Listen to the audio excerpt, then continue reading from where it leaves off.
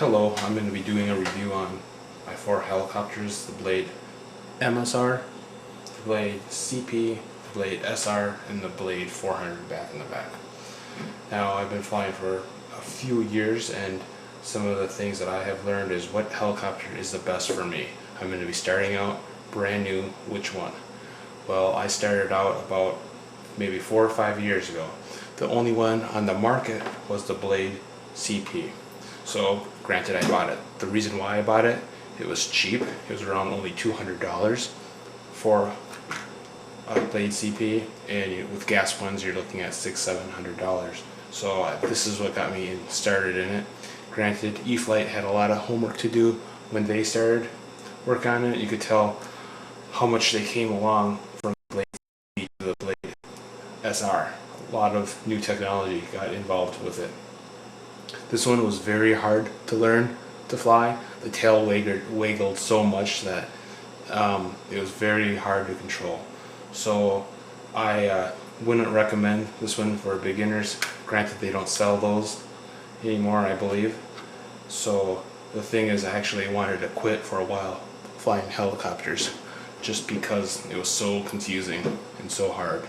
So granted, I learned how to use the collective pitch. I learned how to fix them, repair them quite well.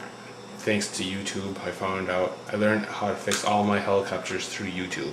So thanks everybody for helping me out on all the video reviews that we had. So the thing is too, with this Blade SR, the Blade CP, is that they say that you're not supposed to use LiPo batteries in here unless you get a different type of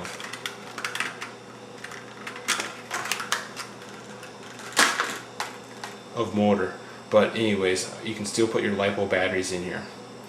The next thing I'm going to be tell you about this helicopter is that take your canopy off every time you fly when you're beginning, because what happens is you're going to crash and you're going to break your canopy. So just take it off.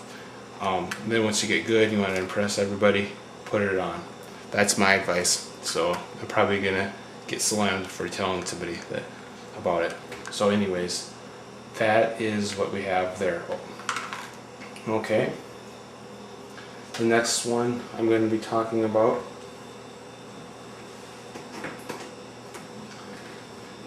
is the Blade MSR. Now there's a lot of reviews on it, so I'm not going to go into any technical details about how to fix them, what to work on, but some things, this is probably the one I would fly and recommend the first. Very easy. You can fly it, you can crash it, you can pick it up again and go.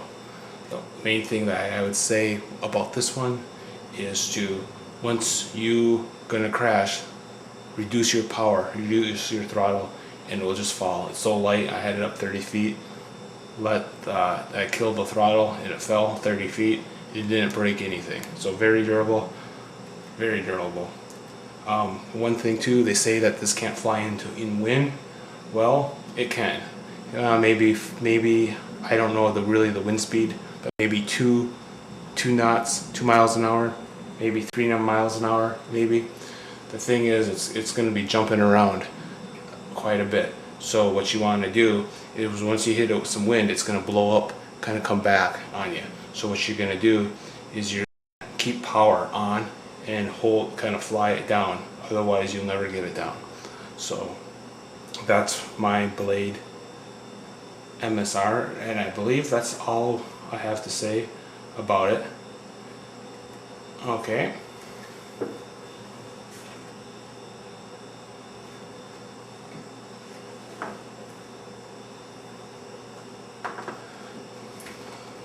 Now I have the Blade SR, which is very good. Granted, this right here, this is supposed to be flipped around, but since it was packaged that way, I haven't changed it because it fits in the package really well. So this is the Blade MSR, Blade SR, and flies very well. And this is the next step I would take on learning how to fly a helicopter.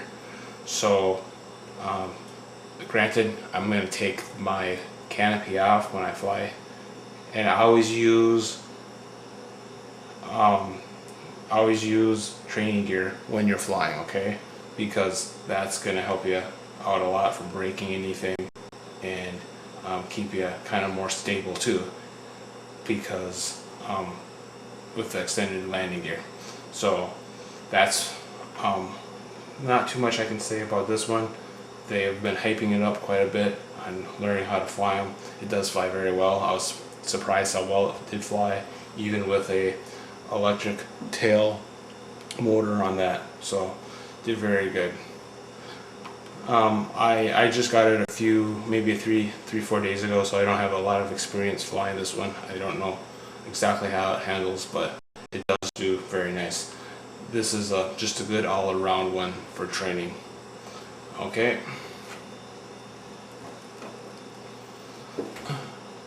Now I have the Blade 400. Very nice. You can tell I've flown it quite a bit.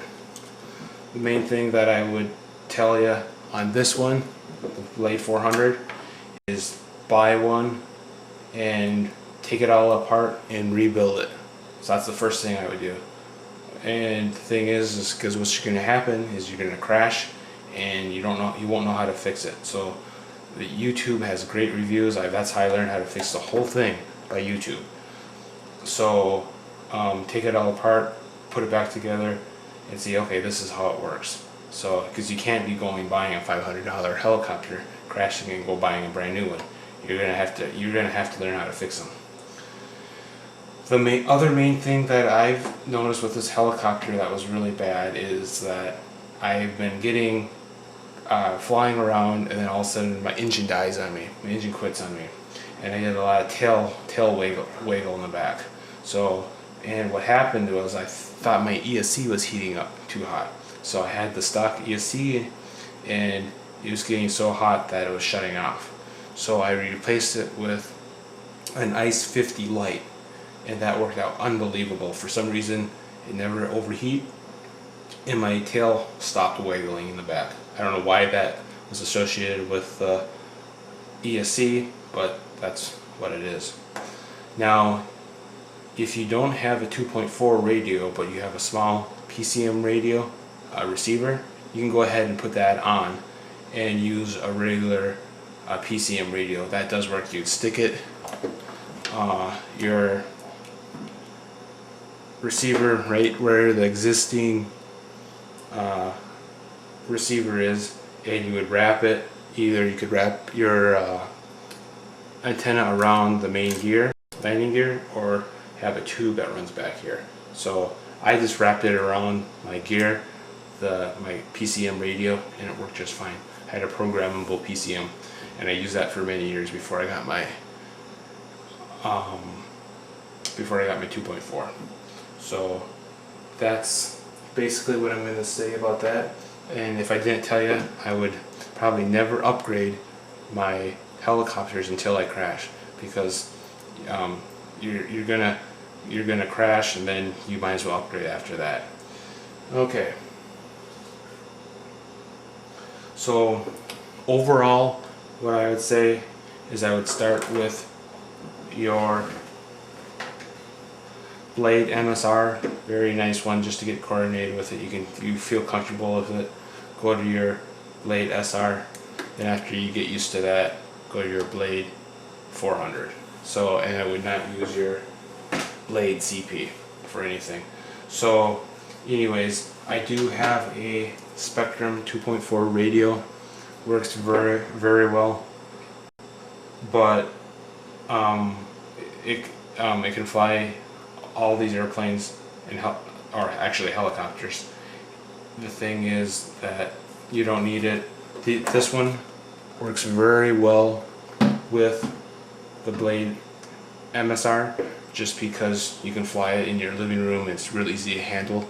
The problem is when you get something this big, when you have to haul it around to your friend's house, it's just big and bulky, and it's hard to hold on to. This is very nice. If you do drop it, it's not worth that much to fix it. So anyways, and does it fly a lot better with the Blade with the Blade MSR using the TX7? No, it doesn't. Does it fly good with this one? Yes, it's just nice and small. Okay, so that's what I have on this review. I'll talk to you later.